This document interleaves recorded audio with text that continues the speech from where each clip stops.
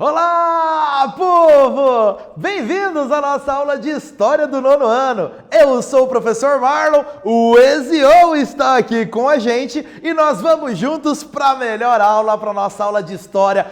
Venha aprender com a gente. Seja bem-vindo à nossa linda e querida, maravilhosa aula de História. Separe lápis, caderno, caneta, anote tudo que for importante dessa aula para continuar seus estudos. Vamos continuar levando história para o mundo e para todos. Vem com a gente, criança! E o que nós vamos estudar nessa aula, professor? Olha aí! Hoje nós vamos compreender a situação política, econômica e social da Rússia antes da Revolução de 1917.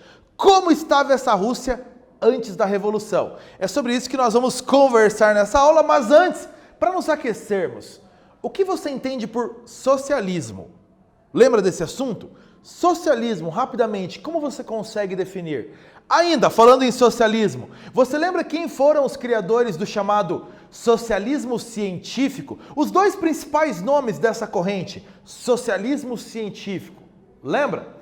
Então, sobre socialismo, é uma doutrina que propõe a repartição de riquezas, uma maior igualdade social e propõe também uma sociedade sem classes. Falou em socialismo, lembre-se basicamente disso: repartição de riquezas, maior igualdade social e sociedade sem classes. Dois principais nomes do socialismo científico, tá a imagem deles aí do seu lado direito da tela. Sim, o alemão Karl Marx e o inglês Friedrich Engels, dois principais nomes do socialismo científico, duas grandes influências nessa corrente de pensamento. Lembrou disso tudo? Boa, é isso aí. Agora, acompanhe comigo essa manchete aqui, ó, de março de 2021. Então, essa reportagem diz que repressão a protestos contra o golpe em Mianmar deixa mortos. Regime militar impõe lei marcial na maior cidade do país, lá em Mianmar. Com o agravamento da violência, a líder política Aung San Suu Kyi teve nova audiência adiada. Então, falando sobre protestos contra um golpe militar em Mianmar, um país do Sudeste Asiático. A repressão a protestos populares ainda é uma constante no mundo. A população vai protestar e existe repressão contra esses protestos. Por que isso ainda acontece? Por que os protestos populares ainda são reprimidos? Todos esses protestos são pacíficos? Devemos ver isso. Todos esses protestos, alguns deles podem prejudicar a população, mas por que, no geral, protestos populares contra governos são reprimidos no mundo? Isso é uma constante no mundo. Boa questão pra gente. E ainda, as manifestações populares por melhores condições de vida, por direitos, por liberdade, foram constantes ao longo do século XX. Ao longo do século XX você percebe muitas manifestações assim, como por exemplo essa em Beirute, no Líbano, em outubro de 2019, essa manifestação popular por melhores condições de vida. Conhecer tanto as tentativas pacíficas como as tentativas armadas para mudar o poder político, isso é fundamental para compreender as mudanças ocorridas ao longo da história desse último século, do século XX. É um século marcado por protestos pacíficos e protestos violentos, protestos armados. É importante compreendermos todos esses acontecimentos e os lados envolvidos para entendermos as mudanças que ocorreram no mundo ao longo do século XX e que vieram a formar aí o que nós temos no século XXI. Então, uma dessas mudanças, uma dessas revoluções é o que nós vamos começar a ver agora. Como era a Rússia lá nos tempos do czar, antes dessa revolução. Nos tempos do czar. O que é czar? Calma que eu já te explico. Vamos aqui, ó. No final do século XIX, o Império Russo, a Rússia era um império, não era uma república. No final do século XIX, a Rússia era o maior país do mundo, com terras na Ásia e na Europa. Este mapa do lado direito mostra para você ainda uma outra característica do Império Russo. A população, que era de cerca de 160 milhões de habitantes, era composta por dezenas de povos com línguas e costumes próprios. Este mapa mostra exatamente isso. Os idiomas diferentes, os povos diferentes que habitavam o mesmo país, o Império Russo. Então, um país enorme, com muitas populações diferentes, dezenas de idiomas diferentes, de povos, ocupando o mesmo país, o Império Russo.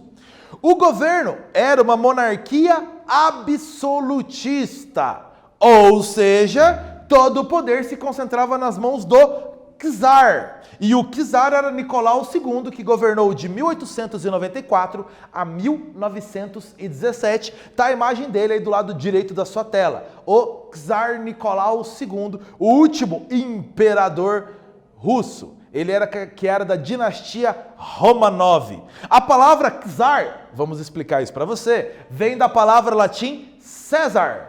Sim, lá do César romano, que também designava os imperadores romanos. Olha a origem. Na Rússia, o czar era tido como eleito por Deus, alguém escolhido por Deus, portanto tinha todos os poderes, porque teria sido capacitado por Deus para governar. O czar, a nobreza, o clero ortodoxo, a igreja ortodoxa era a maioria, eles possuíam enormes privilégios e eram donos de maior parte das terras russas. Então as propriedades rurais estavam concentradas com o czar, com a nobreza e com a igreja. Essa era a condição. Compreendeu então o significado desse termo? Czar vem de César, imperador romano. É a mesma referência aos imperadores romanos que eram chamados de César. Mesma origem, tá aí o último deles, Nicolau II. A maioria da população, na virada do século XIX para início do século XX na Rússia, a maioria da população vivia no campo. Cerca de 85% da população da Rússia era camponesa. A maioria dos camponeses era explorado por seus senhores, os donos de terra.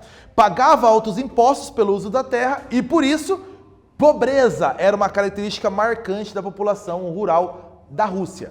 Pobreza.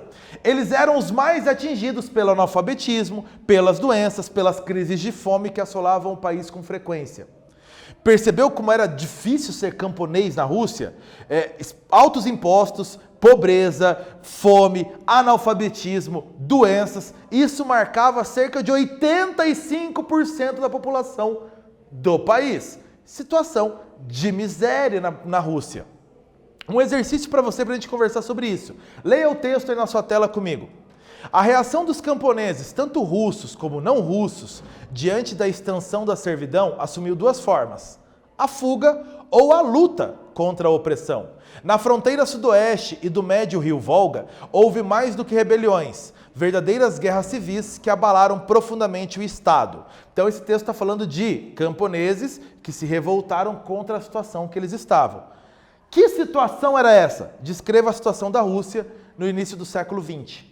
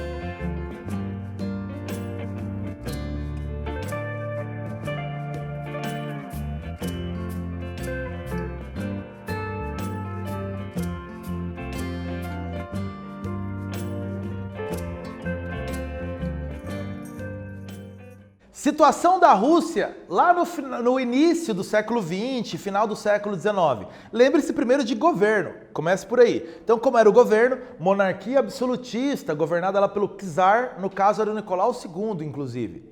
Como era a sociedade? Cheia de privilégios.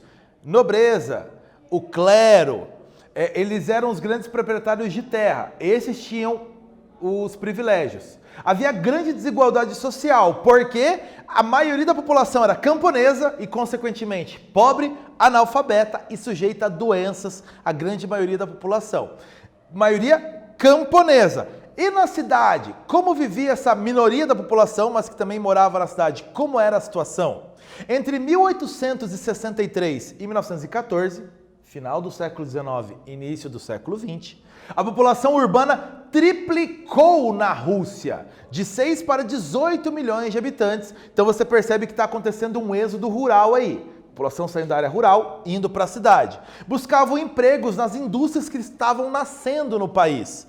Essas indústrias, elas eram impulsionadas pela entrada de capitais estrangeiros, de investimentos estrangeiros, exploração do petróleo, produção de aço e construção de ferrovias, de estradas de ferro. Então, esses investimentos estrangeiros na Rússia impulsionaram as indústrias. Surgiram centros industriais em cidades como São Petersburgo, Moscou e Kiev. Essas cidades passaram a crescer em torno dessas grandes indústrias que começavam a existir e passaram a se destacar no cenário russo. São Petersburgo, Moscou e Kiev. Mas e os trabalhadores? Os salários eram muito baixos, os riscos, os acidentes de trabalho eram frequentes. E a jornada de trabalho chegava a 14 horas por dia. Ou seja, não havia leis trabalhistas, leis sociais para amparar esses trabalhadores. Muitas greves e passeatas. E essas greves e passeatas, quando haviam nas cidades, eram reprimidas com violência pela polícia. Esse contexto de sofrimento, tanto para os trabalhadores urbanos quanto para os trabalhadores rurais que nós falamos, facilitou a entrada de ideias socialistas dentro da Rússia. Então essas ideias de combater a desigualdade social, acabar com as classes sociais, distribuir melhor a riqueza, a Rússia era um terreno fértil para que essas ideias se proliferassem e foi o que começou a acontecer na Rússia. Mas um exercício para você aí, leia comigo o texto. Foi somente na década de 1890, mais de meio século depois da Grã-Bretanha, que a Rússia assistiu a um crescimento em larga escala da indústria e uma expansão urbana. Então, para você, descreva quais eram as condições dos trabalhadores russos nas primeiras décadas do século XX e o que essas condições de trabalho ocasionaram. Vai!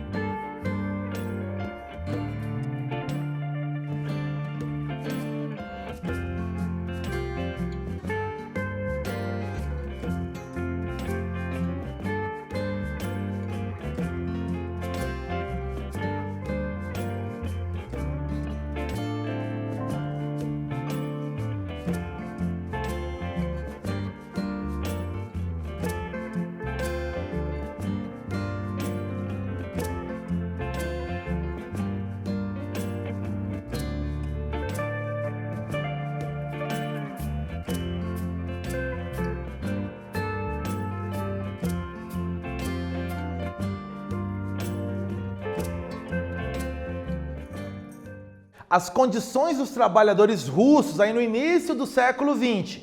Lembra que nós conversamos sobre essa indústria que estava nascendo, crescendo, forte êxodo rural, centros urbanos, com indústrias vindas de investimentos estrangeiros? Os salários eram muito baixos, os riscos de acidentes eram altos e a jornada de trabalho chegava a 14 horas por dia. Portanto, percebeu, não havia leis trabalhistas, leis sociais. Fato que gerou greves e manifestações que normalmente eram reprimidas com violência. Esse cenário de falta de leis trabalhistas, de desigualdade social muito grande e de repressão por parte do governo, esse contexto facilitou a entrada de ideias socialistas na Rússia, pregando melhor distribuição de riqueza, fim da desigualdade social, fim das classes sociais. Ok? Continuando sobre a situação do cenário russo. E o socialismo, então, entrando na Rússia, já que o contexto de trabalhadores, da situação dos trabalhadores permitiu a entrada dessas ideias socialistas, Partido Operário Social Democrata Russo. Ele foi fundado em 1898, mas era composto por vários grupos políticos dentro deste partido, mas todos esses grupos de tendência socialista. Mas eram grupos que pensavam em detalhes diferentes. Algumas formas eram diferentes de como eles pensavam. Tinha como líderes, entre outros, Vladimir Ulyanov, conhecido como Lenin. E é esse nome que você vai ouvir sempre, Lenin. E, por exemplo, o Lev Bronstein, ou Trotsky. Esses dois nomes você vai lembrar pelos apelidos, Lenin e Trotsky, alguns dos líderes do Partido Operário Social Democrata Russo. Em 1903, houve uma divisão nesse partido, então 5 anos após a fundação, uma divisão básica inicial. Esse partido foi dividido entre os mencheviques, que em russo quer dizer minoria, e os bolcheviques, que em russo quer dizer maioria. Inclusive essa pintura aí vai representar um bolchevique, ou seja, esse forte trabalhador da Rússia, então, representado pelos bolcheviques, marchando contra o poder, contra o governo, nessa pintura. Mencheviques, eles defendiam que os socialistas deveriam chegar ao poder através das eleições, se aliando com a burguesia e depois, aos poucos, implantar o socialismo. Já os bolcheviques defendiam a rapidez de uma revolução, que todos os trabalhadores se unissem, tomassem o poder imediatamente e implantassem o socialismo imediatamente na Rússia. Aí a grande diferença de pensamento entre mencheviques e bolcheviques. Em 1904, acontece o episódio conhecido como Domingo Sangrento. Essa imagem, aliás, do seu lado direito, é uma foto deste momento, do Domingo Sangrento. O que aconteceu? A Rússia entrou em guerra contra o Japão em 1904, pelo domínio da Manchúria, que fica na China. Tá? Uma área da China, Japão e Rússia disputando.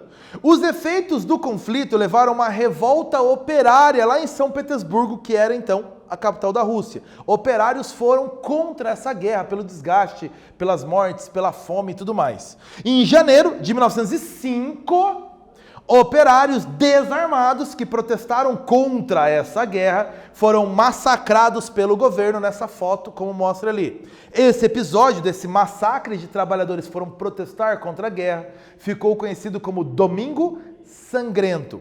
Então, repare, uma situação que já não era tranquila para os trabalhadores, de protestos que eram reprimidos com violência, esse foi muito mais violento. Então isso diminuiu ainda mais a popularidade, a aprovação do czar Nicolau II junto à população.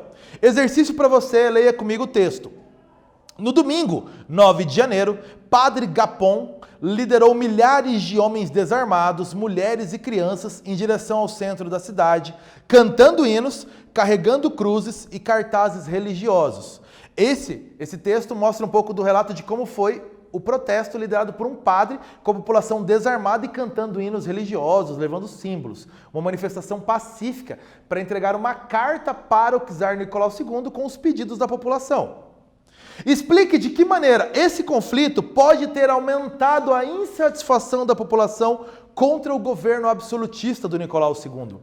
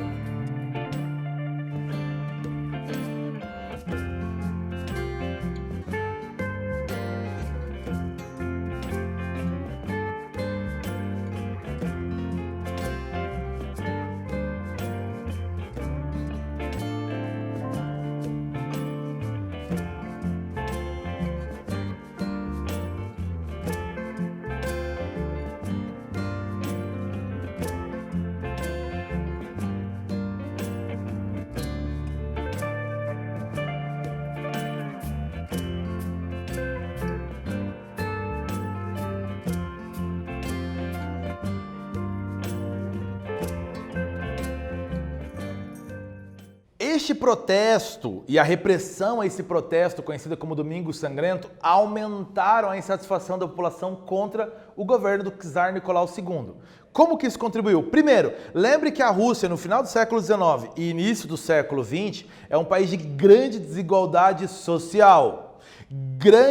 Má distribuição de renda muito grande também. Então, sem tentar resolver essas questões da má distribuição de renda, da grande desigualdade social, sem resolver isso, o governo ordenou uma repressão aos manifestantes. E ainda, essa repressão ocasionou muitas mortes, muitos feridos e, consequentemente, aumentou a impopularidade. Quer dizer, um país que nem resolvia seus problemas, fez uma guerra que a população considerava não necessária e ainda reprimiu com violência uma manifestação que pedia a melhoria da qualidade de vida do povo. Então isso, com certeza, aumentou a insatisfação. Um segundo episódio deixou escancarada a insatisfação da população contra o czar Nicolau II. Qual? A entrada da Rússia na Primeira Guerra Mundial, lá em 1914. A Rússia lutou na Primeira Guerra Mundial ao lado da Tríplice Entente e a Rússia levou para a guerra cerca de 13 milhões de soldados, o maior contingente. Cerca de 3 milhões foram mortos, foi o país em que mais teve mortos na Primeira Guerra Mundial. Os civis também foram fortemente atingidos pelo desemprego, pela inflação, pela fome, pela destruição que toda a guerra causa. Então, a partir da Primeira Guerra Mundial, as guerras não atingiam somente os soldados, mas toda a população como um todo. O czar insistia em manter o país na guerra, mesmo com a população pedindo a saída do país. Mais aumento de impopularidade. Mas, o que você aprendeu nessa aula? A situação da Rússia, lá no início do século XX, era marcada por grandes desigualdades.